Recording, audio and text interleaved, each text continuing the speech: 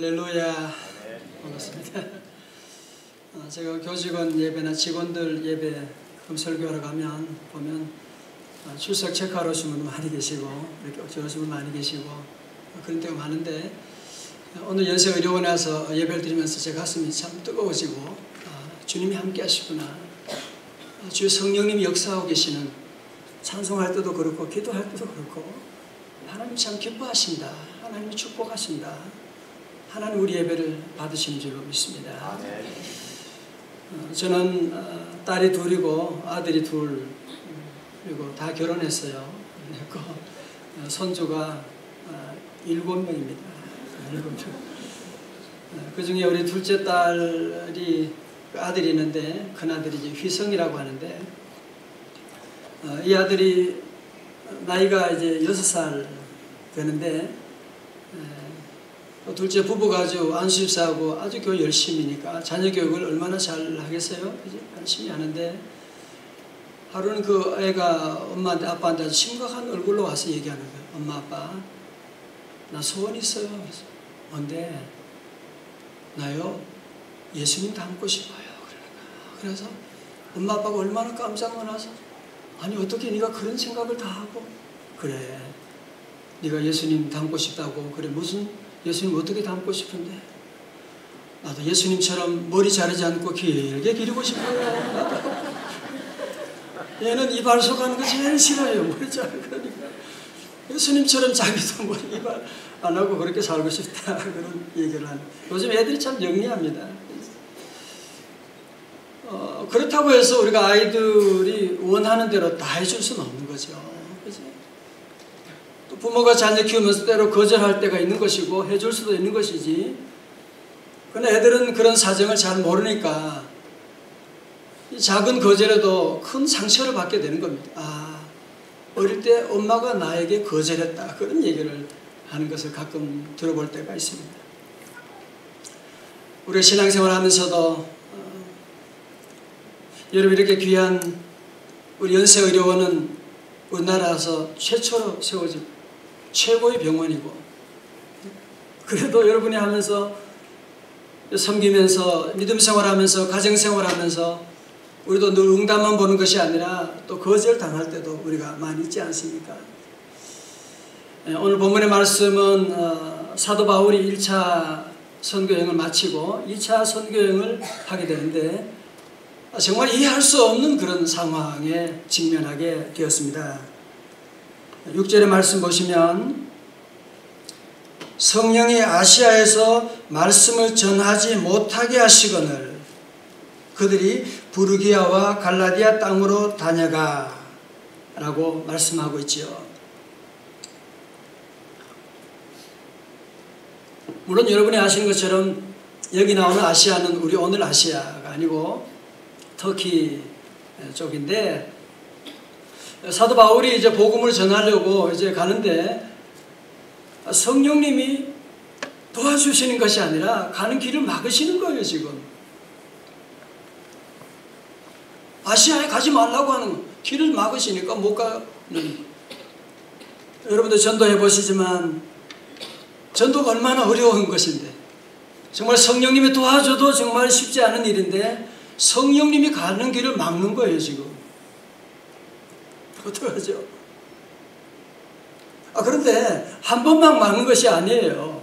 한 번은 또 그럴 수 있다고 생각할 수 있지만 오늘 본문에 보니까 2번씩이나 또 그런 거 있죠. 그래서 7절의 말씀 가운데 무시아 땅에 이르러 이번에는 저 비두니아로 북동쪽으로 저 위로 올라가려고 하는데 어떻게 해요?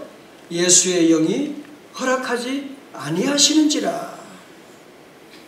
비두니아는 문화가 발달된 그런 도시고 유대인들이 많이 살고 있고 그래서 바울은 거기 가서 복음을 전해야 되겠다 생각하고 저 북동쪽 위로 올라가려고 계획을 세우고 다 출발하는데 이번에 또 예수의 영이 성령님이 가는 길을 또 가지 말라는 거예요. 가지 못하도록 날씨나 모든 환경이나 여러 가지 모습으로 그의 가는 길을 막고 있는 겁니다. 여러분 이해할 수가 있으십니까? 이 정도 되면 어떻게 해야 됩니까? 저는 이 말씀 보면서 참 처음에는 이해가 되지 않는 아니 1차 선교행 할 때는 성령님이 그렇게 잘 도와주시더니만 가는 곳마다 성령의 역사가 일어나는데 이건 뭐예요? 이거는 성령님은 일관성이 없어요. 일관성이 없어요. 그리고 내가 지금 무슨 내 유익을 위해서 그러는 거예요 지금?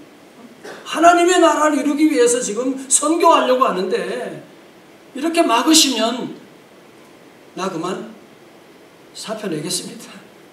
그럴 수 있는 그런 상황이지 않습니까? 그럼에도 여러분 사도 바울은 자신의 계획이 2번씩이나 방해받고 그럼에도 불구하고 다시 그는 하나님께 무릎 꿇고 기도하면서 성령 내비게이션이 어디로 인도하시느냐 따라서 그는 다시 제3의 목적지를 찾아가는데요. 8절에 보시면 무시아로 좀 위로 북쪽으로 올라가서 무시아로 올라가서 이 남서쪽에 있는 이 드로아라고 하는 곳에 이제 방향을 전환하게 됩니다. 드로아. 여러분 드로아라고 하는 것은 좀 생소할지 모르지만 트로이의 목마라고 하면 금방 아시겠죠. 거기 지역이고 여기 드로아는 상당히 그 지정학적으로 상당히 중요한 그 바다 바로 옆이거든요. 에게해가 있고 거기를 건너가게 되면 그리스, 로마. 그러니까 지금 이 드로아라 하는 것은 바로 이 동양과 서양이 만나는 경계선. 그래서 드로아에서 하나님께서는 이제는 더 이상 바다가 아니까요. 더 이상 어떻게 할 수도 없는 마지막 지점에 그가 놓이게 되고 이 드로아에서 그가 이제는 어찌할 바를 알지 못하니까요. 그래서 성령님 인도하심을 기다리면서 거기서 기도하게 됩니다. 그런데 놀라운 일이 뭐예요? 9절의 말씀 가운데 환상 가운데 어떤 사람이 마게도냐로 와서 우리를 도우라. Help us. 우리를 도와달라. 그래서 이 바울 일행은 그 성령님의 인도하심에 순종하게 되고 그래서 저들은 이제 마게도냐로 가게 되지 않습니까? 그래서 여기서 놀라운 일을 깨닫죠. 내가 가는 길을 그동안 2번씩이나 막으신 분은 하나님이셨군요. 하나님은 이제 이 아시아를 넘어서 저 유럽으로 복음을 전하라고 하나님이 하셨군요. 그러니까 바울에게 자기의 계획은 막혔지만 거절됐지만 하나님의 놀라운 선교 계획이 열리게 되는 모습을 보게 됩니다. 여러분도 다 살면서 이런 거절들을 많이 경험하셨죠. 저도 짧은 삶이지만 많은 거절을 경험해 왔습니다. 그 가운데 저는 한 가지는 제가 33년 전에 오래전이죠. 제가 대학교 졸업하는 2월 추운 겨울이었어요. 그때 저희 형님과 형수님이 그때 33살이셨거든요. 3남매가 있었는데 추운 겨울에 연탄 사고로 2분이 돌아가셨어요. 그때 제가 집에 대구에 내려가 있어가지고 새벽에 옆에 트럭을 부르고 형님을 업고 병원에 뛰어가고 아무리 가서 외치고 어느 누구도 도와줄 수가 없는. 그래서 2번 장례식을 같은 날 장례식을 하게 되고 그때부터 모든 집안의 모든 짐들이 제게 다 내려오게 되고 정말 내가 어떻게 살아야 될지 살면서 수많은 거절들 그때부터 모든 일 가운데 늘 사람들로부터 하나님으로부터 거절당하고 무시당하고 하나님 믿는 집안이 왜 저러냐 세상 사람들도 그런 얘기 들을 때가 많고 여러분 그러나 그 가운데 하나님이 또 일하시는 성령님 일하시는 제가 그래서 그 해에 우리 연합신학대학원에 제가 입학을 하고 그리고 거기서 같은 대학원에서 제 집사람을 만나고 제가 집사람 만나려고 대학원 간 건 아니었어요. 대학원 갔는데 집사람을 만나게 되었고 우리 아이들 3명도 입양하게 되고 하나 성령님이 인도하시는 그래서 뭐 미국 갈 수 있는 형편도 되지 못하는데도 유학의 길을 성령님 인도하시고 또 10년 만에 저를 돌아오게 하시고 목회하게 하시고 지나고 나면 이 성령님이 때로 거절할 때도 있으시지만 제가 생각하는 것과는 비교할 수 없는 더 놀라운 길로 저를 인도하시는 그런 놀라운 일들을 이제 많이 경험하면서 제가 오늘 말씀 가운데 하나님은 내 계획은 때로 거절할 때가 있지만 하나님은 더 놀라운 일을 예비하고 계시는, 그래서 이거가 저는 거절의 은혜다 하는 제목으로 말씀을 세우게 되었습니다. 여러분 가운데도 이런 거절을 경험하는, 성경에 보면 사실은 이런 거절이 진짜 많아요. 많지만 사도행전 3장에 거지도 성전 미문에 앉아있을 때 동전 좀 달라고 했는데 사도 바울은 뭐라 그래요? 은과 금은 내게 없거니와. 그럼 말로 무슨 그런 말 뭐라 해요? 없으면 갈 것이지. 뭐라 그래요? 나사렛 예수 이름으로 일어나 걸어라. 여러분 그래서 주님은 때로 우리가 원하는 것을 거절할 때가 많아요. 그러나 주님은 항상 우리에게 필요한 것은 꼭 주시는 하나님이시다. 여러분 사실 거절하면 가장 대표적인 분이 누구예요? 예수님이시죠. 예수님은 하나님의 아들이시지만 하나님의 아들이심에도 불구하고 겟세마네 동산에 기도하실 때 3번씩이나 거절당하시고 십자가 지시고 그러나 부활의 영광으로 일어서는 놀라운 은혜를 경험하게 된 것을 볼 수가 있습니다.